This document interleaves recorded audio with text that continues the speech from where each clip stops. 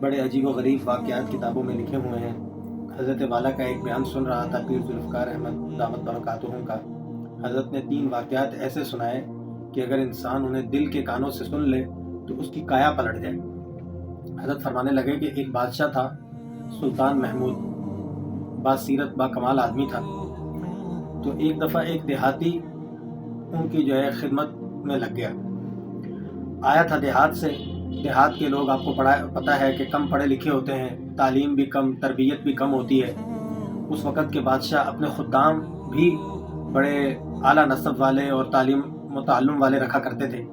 اب یہ جو دیہاتی آیا تو اس نے آیا تو دیہات سے تھا، تعلیم بھی کم تھی اور اس درجے کی اس کی تربیت بھی نہیں ہوئی تھی، مگر آ کر جو بادشاہ کی خدمت کی دیانتداری سے، تو ایسا خدمت میں اللہ تعالیٰ نے اس کو کمال عطا فرمایا تھا کہ چند ہی دنوں میں وہ بادشاہ کا، سلطان محمود کا مطمع نظر بن گیا۔ اب جو پہلے سے خدام تھے، جو پہلے سے مقربین تھے، ان کو یہ بات کھٹکنے لگی کہ یہ کل کا آیا دیہاتی یہ بادشاہ کا اتنا مقرب ہو گیا اور بادشاہ کی نظر میں اتنی اہمیت پا گیا کہ اب ہماری وہ پہلے والی حیثیت نہیں رہی ہے۔ تو انہوں نے سوچا کہ بادشاہ سے بات کرنی چاہیے اس بارے میں۔ ایک وقت آیا تو وہ آ گئے خاص مقربین اور بادشاہ سے کہنے لگے کہ بادشاہ سلامت، کیا وجہ ہے کہ یہ ایاز کل کا آیا یہ آپ کی نظر میں وہ مرتبہ پا گیا ہے کہ ہم پہلے سے جو آپ کی خدمت کرتے چلے آ رہے تھے، اب ہمیں آپ کی نظر میں وہ اپنا مقام نظر نہیں آتا۔ تو بادشاہ نے کہا کہ ایک وقت پر میں تمہیں اس کا جواب دوں گا۔ تو ہوا یوں، چنانچہ بادشاہ نے ایسا کیا کہ ایک پھل منگوایا، بہت کڑوا پھل تھا، اور اس کی کاشیں بنوا لی۔ کاشیں بنوا کر اور جتنے بھی یہ مقربین تھے سب مجلس میں حاضر تھے، ایاز بھی بیٹھا ہوا تھا، تو سب کو ایک ایک کاش دے دی۔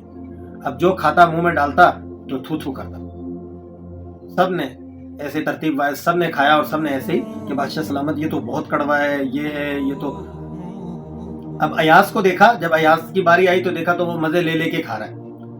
تو بادشاہ نے پوچھا کہ ایاز کیا بات ہے، کڑوا نہیں ہے؟ کہنے لگا بادشاہ سلامت کڑوا تو ہے۔ کہا پھر تم اس کو ذوق و شوق سے کھا رہے ہو؟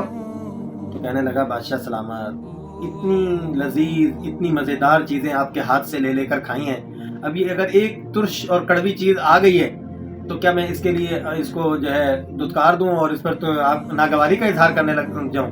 مجھے تو یہ بات گوارا نہیں ہے۔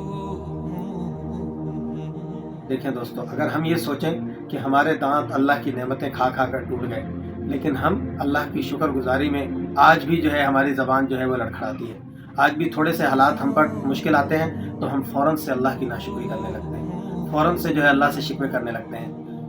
رابعہ بصری رحمہ اللہ کے بارے میں آتا ہے کہ ایک نوجوان کو دیکھا کہ اس نے، جیسے ہمارے یہاں بھی اکثر سر میں درد ہو تو پٹی باندھ دیا کرتے ہیں نا، کس کے خواتین دوپٹہ باندھ لیتی ہیں، تو مرد حضرات وہ کوئی رومال یا کوئی پٹی وغیرہ باندھ لیتے ہیں۔ تو ایسے ایک نوجوان کو دیکھا، اس نے سر پہ پٹی باندھی ہے، تو پوچھنے لگی کہ نوجوان کیا ہوا ہے؟ کہتا اما حضور سر میں درد ہے۔ کہا سر میں درد ہے، کتنی عمر ہے تمہاری؟ کہتا 25 سال عمر ہے۔ کہا کبھی اس سے پہلے بھی سر میں درد ہوا ہے؟ کہتا نہیں۔